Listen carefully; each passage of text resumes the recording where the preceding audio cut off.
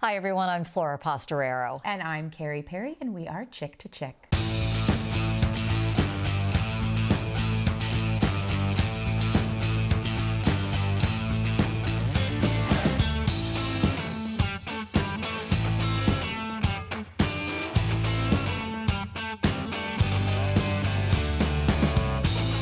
All right, today's episode, we're talking about something that to me sounds so simple, so basic, so essential, but yet some kids don't get it. What I'm talking about is telling your kids you love them, showing your kids you love them, just squeezing them and just showing them tons and tons of affection. Did you have that growing up? I did. I had a dad who would say to me, "You will never be too old to give your father a hug and a kiss goodbye." Do you understand me? You know, it was a threat and it was a promise. I mean, I think at the time I was like, but I truly, deeply appreciate that. And to this day, you know, my parents are very affectionate and loving people. So they were kind of ooey gooey. That's how we are. I grew up the same way. I grew up with Italian parents and an Italian household. And, you know, if my cheek was squeezed one more time, like I thought like it was going to be permanently bruised because they're just squeezing cheeks and I love you, I love you, I love you. And,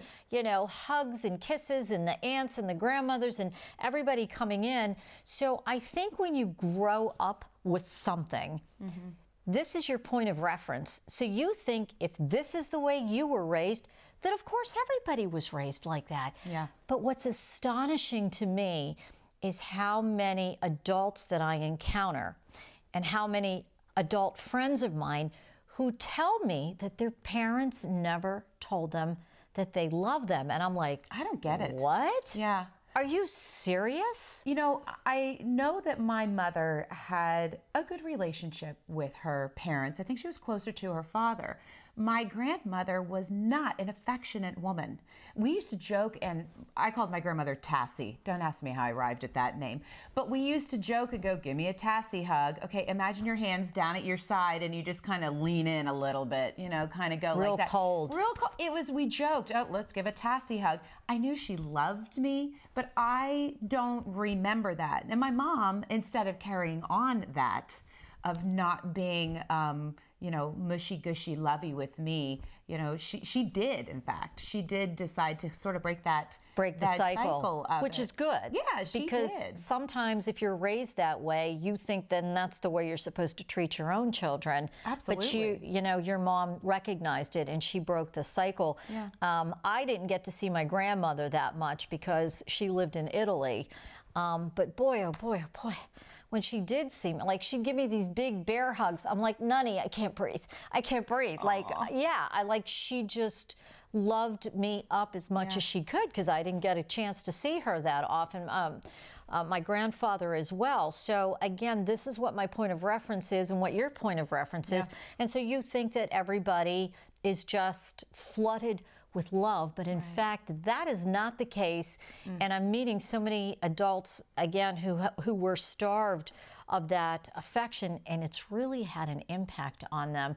Our guest today is Amanda Levison. She is a licensed professional counselor with Neurofeedback and Counseling Center of Pennsylvania. Hi, Amanda. Hi, how are you? Great. Thank you so much for joining us. Amanda, what Carrie and I are talking about, in your practice, is this a common problem? Are you hearing from a lot of adults who are coming in saying to you, my mom and dad didn't love me and didn't show me love and didn't tell me that they loved me when I was a child? Do you hear that a lot? Is that a common problem? It is very common, and it's interesting because people don't come to counseling appointments to just say, well, this is what it is. A lot of time it's trying to dig through what's happening for them, and then you later find out. And sometimes it's not so much that my parents didn't love me, but it comes out that my parents were always working, they weren't really around. And then later you find out, you know, well, what about dinner time? What about bedtime? What was your routine? And, you know, come to find out that the parents are kind of more in passing or even putting them down and insulting rather than boosting them up. That is sad to me.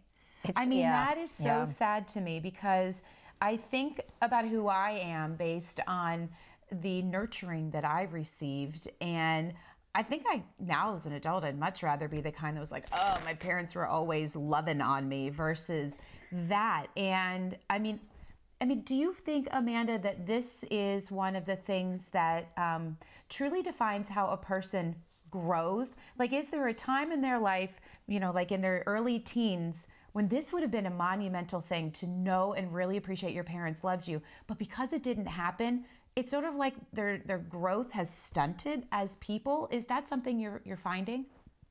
I wouldn't say as people, but in relationships, when it comes to, interactions with people, that's where it may be more stunted. It doesn't mean that these people can't function in society. It doesn't mean that they don't have wonderful jobs or can be in healthy relationships. It just means that maybe hugging someone in a greeting may be a little awkward for them, or hearing I love you from friends or in relationships may be more difficult for them. And a lot of times I've heard from people that they'll learn from their spouse or significant other or someone they admire for how to behave when they do have children themselves, because they understand that they don't want to be like what their parents modeled for them. So they wanted to break the cycle, just as Carrie had mentioned. Right. And so a lot of times watching if their spouse is very affectionate, watching them and kind of letting them take over, and even saying, I love you, but it might take a while for them to really genuinely have that in them, because it's been kind of pushed back for them. Yeah. Why do you think that parents, again, this is just a foreign concept to me. If I tell my son I love him one more time, I think he's just going to I think he's just been like, Mom, really? Like, Mom, stop. Every time he walks in the house, I love you. I hug him, and he's like, yeah, I heard you. Yeah. So why do you think a parent would withhold that? Why wouldn't a parent love on their child? Why wouldn't a parent hug them and smush them and just smother them with affection? This is foreign to me. Why wouldn't you do that? And why did that happen? So a lot of times when you look at these relationships, it's a learned behavior. So years and years of not being told may be uncomfortable. And, I've even looked in my personal life. I could say that, some family members are much more affectionate than other family members. And it doesn't mean that they don't love you, and it doesn't mean that they don't care, but they may show their love in different ways. And again, it's, some people, it's about their upbringing and what they're comfortable with. So if one generation was not saying I love you and was not mushy gushy, the next one, they may say I love you here and there, but it's very difficult to go complete opposite from what they know, what their norm is. What is the significance and the power of those 3 words? Because, some people be like, I show you every day that I do things, but what is it about those 3 words that just can change you as a person when you hear them? I think the key is vulnerability, right? Because like we could sit here and say to our kids, I love you, and we're putting ourselves in a vulnerable position in a way, because yes, our children may know that we love them, but given that someone else in a relationship, if we said, I love you, it's almost like, well, do you love me back? What's going on? There's always that question. So vulnerability is really there in every aspect, because where you could say, I know I love my kids, maybe there's other family members that you feel you need to love, and maybe you don't feel the same way that maybe other family members do. You could take a grandparent, and a lot of times we could say, well, I love my grandparents, and you may feel much closer with one than the other. It might be a lot easier to tell the one you love them versus the other, and it doesn't mean you don't love them. There's just these different levels. So, but you brought up the vulnerability. So if you take a child, for instance, and they know deep down inside that, yeah, my mom and dad love me, they do things for me, but boy, they never say, I love you. Does that then make the child question? Because they're not hearing it. When you brought up that important word, vulnerability, does it leave that little bit of doubt in the child's mind going, yeah, I mean, they show me that they love me and they do things for me, but they don't say it. Absolutely. And I think also what you're saying, though, is that they show me that they love me, but as a child, we don't know what love really is without being told, right? So, like, you could take teenagers, they meet someone at school and they'll be like, oh my God, I love them. They're my best friend. Like when they met them, like day one. Right. So I think that for kids, it's more like if you did things for them, they may say, I know my parents love me because they do this for me. But let's say parents are hardworking and they're very busy and they may be very involved. But from the kid's stance, if they're not hearing I love you, if maybe they're not in a financial position to spoil them, they may feel like, well, do they love me? I don't know if they do or not. They're around, but, I don't really know. That's a good point. I wonder, how many times, if say there's someone listening right now and they're trying to sort of break that cycle, or they know as a parent, geez, I know I'm doing all these things for my kids, but I honestly consciously can't remember the last time I actually said it. And maybe this is a person who, like you said, that's not where they have come from in their life and they don't feel that it's something they can do. If there's a person who is listening and they really want to start to become vulnerable, I guess, in that way, like you mentioned, how can they do it? I mean, it seems, like you were saying, Flora, it seems so commonplace for us to say, I love you. I don't get it. I've told you I love you because I do love you. And I've told you I love you too. And we did it a lot of times. I love you more. more. I love you. And I'm not saying that just to slap those three words around, but I'm wondering if there's someone on the other end of this conversation who's listening and they just need to know how to do it. How do you say I love you and bring in that vulnerability? So I think by warming it up, the idea, right? You have to do baby steps. You're not going to go from not really saying it to all of a sudden saying it every time you come and go or get off the phone, any type of exit or morning type of routine. So it would be with the baby steps. It would be having a good situation where maybe you talk to your child at night, you put them to bed and you say, I really do love you. I just want you to know how much you mean to me, and see how your child responds. And most likely they will be very excited, or they may be a little surprised, but inside really happy. And kind of warm it up with that. And then as you get more comfortable, you could use it more loosely, like when you're getting off the phone, or if, dropping them off at school or at an event or something. So with these adults that you've talked to, and you said that they come in and they talk to you and they have issues, and you get to the root of it, of what their problem was, that they didn't hear I love you, the parent didn't show them. How do you help these adults who you say can then have relationship issues? So then it's looking at, well, where is this happening in your relationship? What cycles are repeating itself? And what are you happy with in your relationship? And what are you not happy with? And let's just say they say, well, every time someone says, I love you, I feel really uncomfortable. So then it's getting them to feel comfortable with the idea, getting them to process what's happening for them. But it's really rare that I've had people that get in a position like that where they can't hear it as an adult. It's almost like they want to hear it. They want more and more and more. And when they do struggle in relationships, it's more of, well, what would it take to be in a more committed relationship, or something where you can feel comfortable and to be vulnerable with someone? Because a lot of times people will want to avoid when it gets really serious, like they got in a fight or / argument over something, and they break up, and that's over because they don't want to feel the pain of being hurt.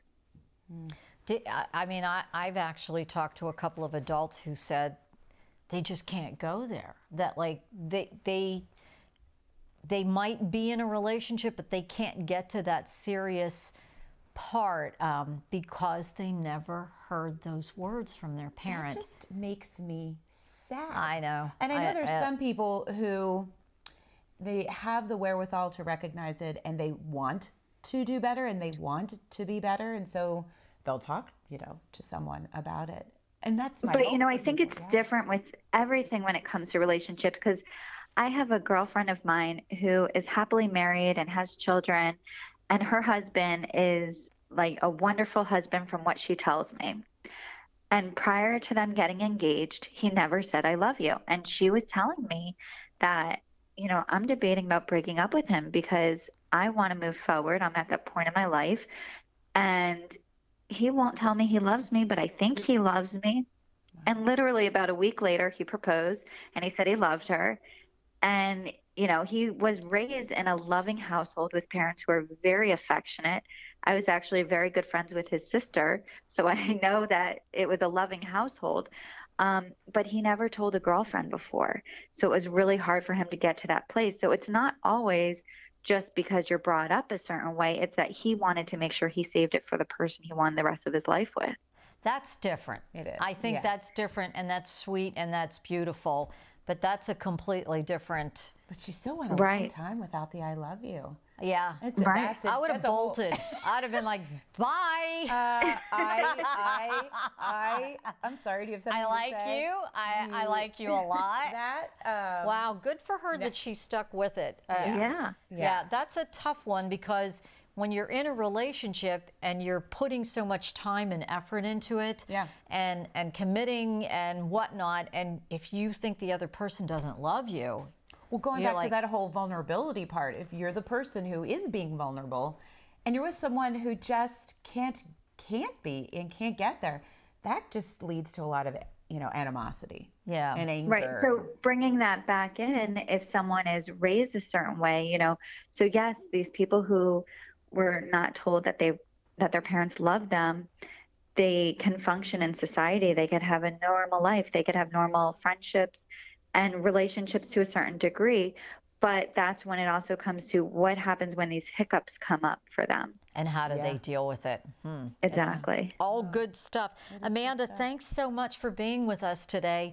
Well, thank you for having me. Great conversation. It was good. It's again, I find it to be so sad when I hear this from adults. I think parents today are a little bit different.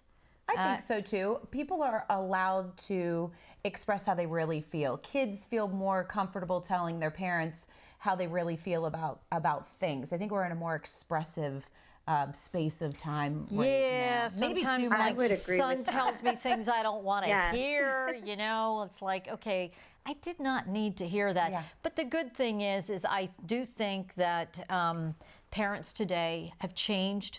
Versus parents, as my son likes to say, back then. Back in the day. Back then. I think he thinks we were all raised in a cave.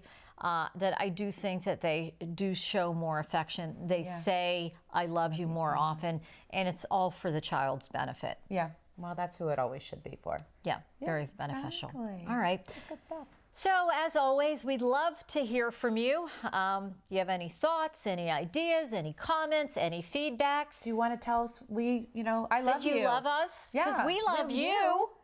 So come on, let's share the love, right? Send us an email. We're at Chick2Chick at penwatch.org. You had me flustered with the I see that. Love and love. Carrie, I love you. Maybe I can get this heart right someday. I can't do we're that. Really terrible at that. I look like we're making claws in our hearts. I can't. But I'm just going to make a circle and just imagine it's a heart. It's coming from our hearts. We appreciate you being here, and we love that you listen to our podcast. So anytime you have something to say, yes, it's Chick2Chick at penwatch.org. Love you. Love you. And we love you, and we'll be back soon to chirp about another topic.